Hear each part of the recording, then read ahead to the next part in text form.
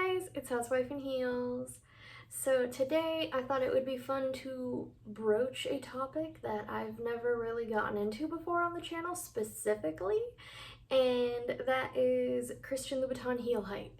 Lately I've been on a, I don't know, sort of kick showing off other brands that aren't Louboutin, but call me Housewife in Louboutins today because that's just the mood I was in, I guess.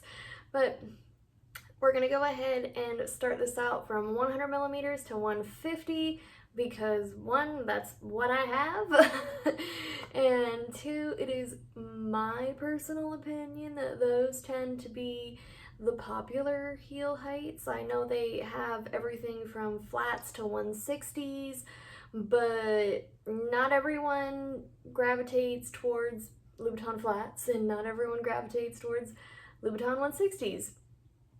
So this is just based on 100 to 150. Maybe one day I'll have a 160, maybe one day I'll get a lower heel height. But for now, this is where it's gonna be. So let's go ahead and get started. So we're going small and then going tall, starting out with 100 millimeter, and this is just one of my many 100 millimeter examples. But this is what a 100 millimeter will look like. Single sole, no platform, none of that zhuzh. Now, different heels will wear differently. Not just the height, but see how this one kind of curves in? This heel will be easier or harder to wear for different people than a heel that kind of just sticks straight out. I hope that's making sense, but I figured I would bring it up since why not? But still, no matter what kind of curvature the heel may or may not have, I still find 100 millimeters to be the easiest to wear for me. Now, some people might disagree. Some people might say, oh, I like platforms better, or they prefer just something a lot smaller, because a lot of people probably do. But for me, 100 millimeter is my sort of go-to type shoe. I can go run around and do errands in a 100 millimeter. I do it in my Kate 100s all the time. I have definitely worn these out and about, grocery shopping, doctor's appointments, whatever the case may be. So definitely, in my opinion, super wearable. Obviously not for everyone, but I will probably not stop buying Louboutin 100 millimeter heels. They tend to be kind of the cutoff for a single sole as far as height goes, because Louboutin, as much as he likes doing those unwearable shoes, he knows that's not probably gonna be in his best interest as far as business is concerned. Surely there is a market for those extreme shoes, but not for the general population. So that's that. Now, since we're getting into less wearable shoes, let's get into the less wearable. And don't mind the truck outside, I can't do much about that right now, so we're just gonna roll with it. Now, my 120 millimeter shoes, they tend to go from 100 to 120. Now, these, not the most wearable things in the world. Most people will not do well in these. Most people simply cannot wear them. A lot of people report saying things like they feel like a baby deer trying to learn how to walk. That's not really been my lived experience, but I'm not the norm here. I typically do not advise people to go get a single sole 120. Of course, there are 120s with a platform, like the new Very Privé. If you want the look of a 120 without the severity, the steepness of a single sole 120, then definitely get something like the new Very Privé. 120s generally are not meant for the faint of heart. They're not meant for someone who wants a lot of use value out of their shoes. If they want their cost per wear to go down, which is generally the goal for whatever you're buying to wear, wouldn't advise these. Not comfortable. Definitely not something you can just go and walk in. Just not all that great for most people's purpose for wearing shoes, if that makes sense. But since we have started dealing with a little bit crazy let's get into a little bit crazier. Now, if you're aware of me and my channel, you would know that I was recently gifted my first pair of Louboutin 130s not terribly long ago. And oh boy, these ones are probably the craziest shoes in my entire collection, without a shadow of a doubt. These are the Louboutin Alanissima 130mm single sole. No platform, no nothing.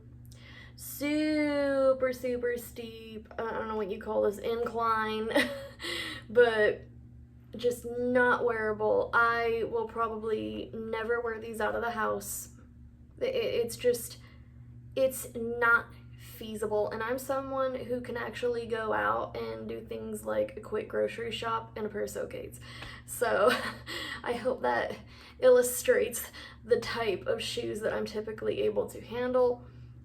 These, not so much. These are sort of, I want to take pretty pictures or make a cute TikTok or something to that effect. These are most definitely something that like a collector would have, and for that reason I'll never get rid of them. But I do not advise anyone to pick up a Louboutin 130, whether it be on the resale market, you actually order them straight from Louboutin. Just don't, unless you're a die-hard Louboutin enthusiast. Do not expect any sort of realistic wear out of these. Just stay away. When I say Socates are uncomfortable, when you hear about the treacherous sort of reputation that Socates have, it's nothing like this, because these aren't as, what's the term I'm looking for, well known. That's a good way to put it. Just don't. Whether you're looking at the Hot Chick 130, Alanissima 130, Sonora 130, the Mercy Allen 130s, any of those particular collector's items, unless you are a collector, you will never get any realistic wear out of this. I'm just giving the world's biggest heads up. Super steep. Now, let's get into my tallest heels in my collection. Some people might say these are the craziest ones. I disagree.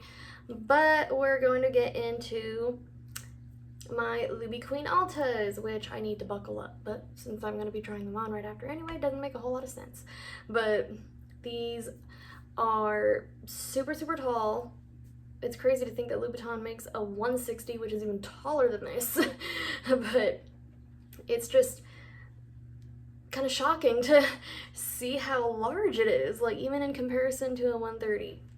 Let's see if I can see, comparing it to a 130, that's nuts. However, wearing these, I haven't really had a chance to wear them out the house yet because I'm not the best platform walker.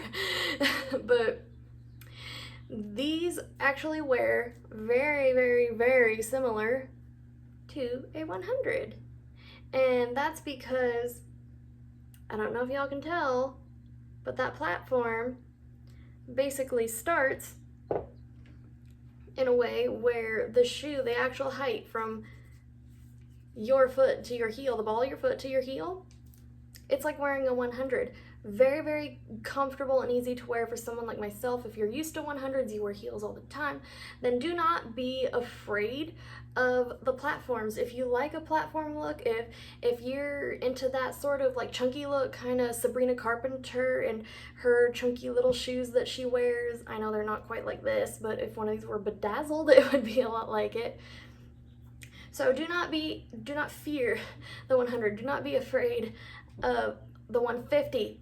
Well, don't be afraid of the 100 either, but I hope you're trying to get what I'm saying. So fear not. These will not bite, they will not hurt you. I will say be a little bit careful because you can easily stumble if you're not watching your step, if you're not being mindful. But I think that could be said in any type of shoe, but especially these. I'm also nervous about going out and wearing them because of this soft napa leather. I don't want it to get beat up. But other than that, hopefully you guys enjoyed watching this, and if you would like to support me, comments, likes, subscribes, all of that mean the world to me. If you would like to further support me and follow me on TikTok, that would be amazing. I'm trying to hit 10K for obvious reasons. If you would like to further support me, then follow me on Patreon. Or if you want something tangible rather than content, then hit my Poshmark closet, which I will have linked down below. Now, other than that, say bye to Tiny Tiger, looking not so tiny anymore. And let's get into the try-on, shall we?